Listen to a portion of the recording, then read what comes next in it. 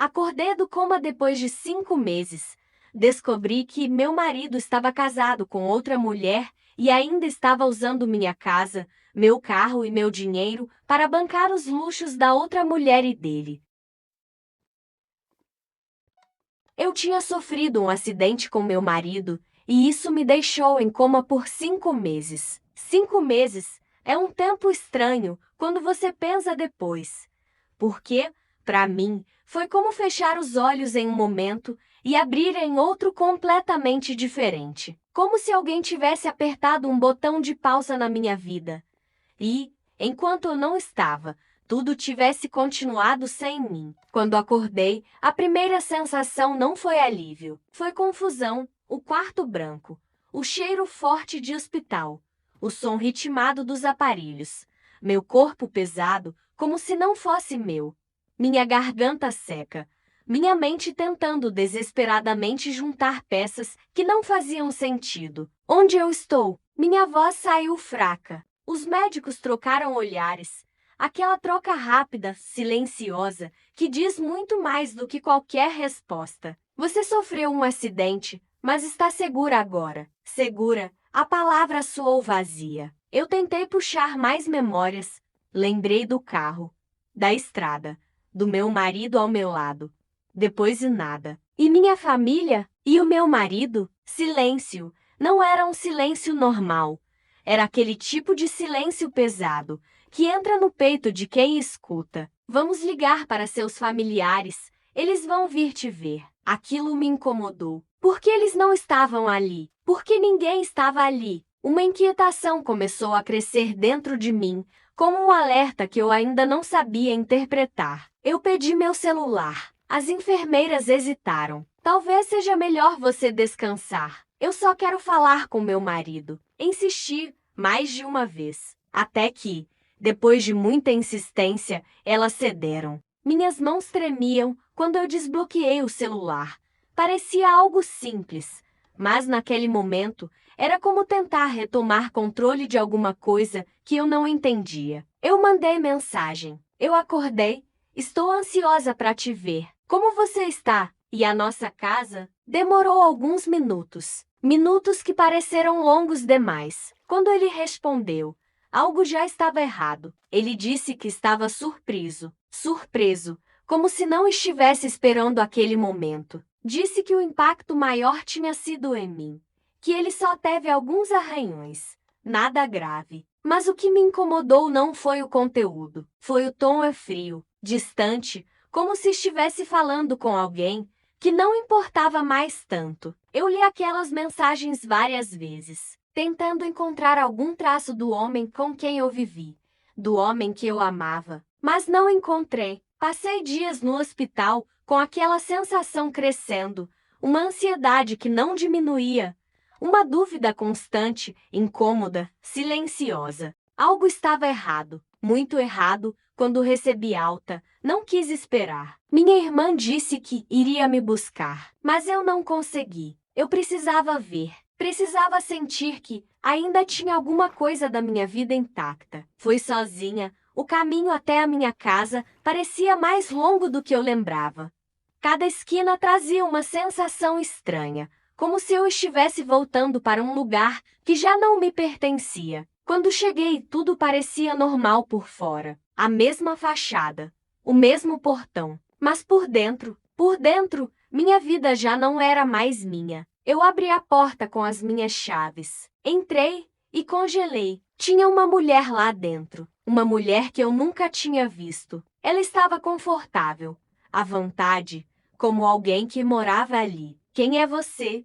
Minha voz saiu mais firme do que eu esperava. Ela me olhou com uma expressão de estranhamento, como se a invasora fosse eu. Eu moro aqui. Aquilo não fez sentido. Aquilo não fez sentido. Isso é a minha casa. Ela respirou fundo e então disse algo que quebrou qualquer lógica que ainda existia dentro de mim. Eu sou a esposa do Rafael. Esposa do Rafael. Meu marido. O mundo pareceu girar devagar. Eu senti meu coração acelerar, minha visão ficar turva, minha respiração falhar por um segundo. Eu liguei para ele na hora, sem pensar, sem processar, só precisava ouvir. Eu tô em casa. Tem uma mulher aqui dizendo que é sua esposa. Silêncio, do outro lado da linha. Silêncio. Então ele falou, surpreso, de novo, mas não como alguém feliz por eu estar viva, como alguém pego de surpresa. Você foi pra casa. A gente resolve isso quando eu chegar. Resolve isso, como se fosse um problema pequeno, como se fosse algo normal. Ela disse que é sua esposa. Eu pressionei, e então ele confirmou. Simples assim, como se não estivesse destruindo tudo com uma única frase. Eu desliguei na cara dele. Saí da casa sem rumo, sem chão, sem entender absolutamente nada. E foi ali, na frente da minha própria casa, que eu vi minha irmã. Ela estava chegando, mas não estava sozinha. Tinha um homem com ela, e no rosto dela tinha culpa, muita culpa, e eu me aproximei. E antes mesmo de eu falar qualquer coisa, ela disse: a gente não queria que você descobrisse assim. Aquilo só piorou tudo. Ia contar quando você saísse do hospital. Contar o quê? O que mais tinha para contar? Eu fui com ela. Não tinha forças para discutir, nem para entender. Fomos para casa da minha mãe. E lá eu finalmente ouvi a verdade. Ou pelo menos, o começo dela. Nos primeiros dias, ele cuidou de mim. Uma semana, só isso. Depois disso, começou a sair com outra mulher. E tudo aconteceu rápido, rápido demais. Quando minha mãe e minha irmã perceberam, ele já estava morando com ela, na minha casa, casado, vivendo uma vida inteira, enquanto eu estava em uma cama de hospital, inconsciente, sem poder reagir, sem poder impedir, sem nem saber quem cuidou de mim. Foram elas, minha mãe, minha irmã, todos os dias. Enquanto isso, meu marido e a nova mulher dele estavam usando minha casa, meu carro, meu dinheiro, vivendo bem, vivendo confortavelmente, como se eu já não existisse mais. Aquilo não foi só traição, foi abandono, foi roubo, foi desumanidade. Mas, diferente do que ele provavelmente pensou, eu não ia aceitar aquilo. Se ele foi rápido para me substituir, eu seria mais rápida para reagir. Nós éramos casados com separação total de bens. E isso foi a minha salvação. Eu contratei um advogado, sem hesitar, sem olhar para trás. Fomos direto para a justiça. Eu não queria vingança, eu queria justiça. Mas, no fundo, talvez fosse as duas coisas. Quando começamos a investigar, na verdade ficou ainda pior. Ele estava usando meu dinheiro, cerca de 900 mil reais. Gastos com luxos, com a nova mulher, com uma vida que não era dele. Meu carro,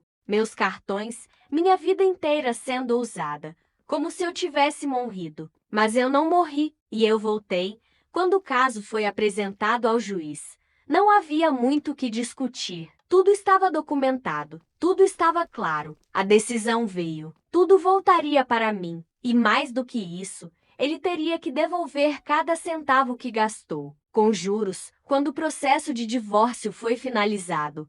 Ele ainda tentou negociar, tentou voltar, disse que largaria a outra mulher, disse que poderíamos recomeçar. Eu ainda te amo. Aquilo me deu nojo. Nojo, eu olhei para ele e não vi mais nada. Nenhum resquício do homem que eu um dia amei. Vai se lascar. Foi tudo o que eu disse. E foi mais do que suficiente. Mas a história não acabou ali. Porque ainda tinha mais. Muito mais. Durante a investigação descobriram algo que mudou tudo. Ele tinha feito um seguro de vida no meu nome. 2 milhões de reais. Um mês antes do acidente. E o beneficiário era ele. Naquele momento, tudo se encaixou. O acidente, o comportamento, a rapidez com que ele seguiu em frente. Aquilo não foi só traição. Foi planejado, foi frio, foi calculado. O homem que dormia ao meu lado tentou transformar minha vida em dinheiro. E quase conseguiu. Mas eu acordei, e isso mudou tudo.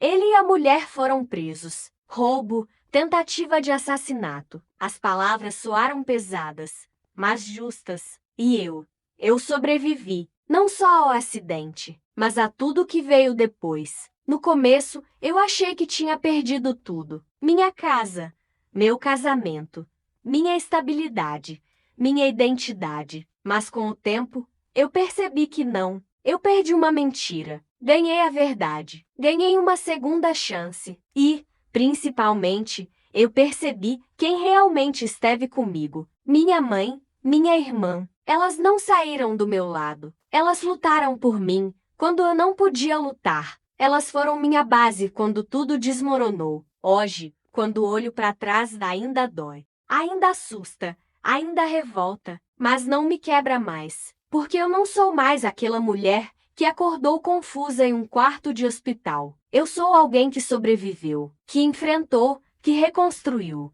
e que finalmente entendeu uma coisa essencial. Às vezes, a vida precisa tirar tudo de você para te devolver algo muito maior: você mesma.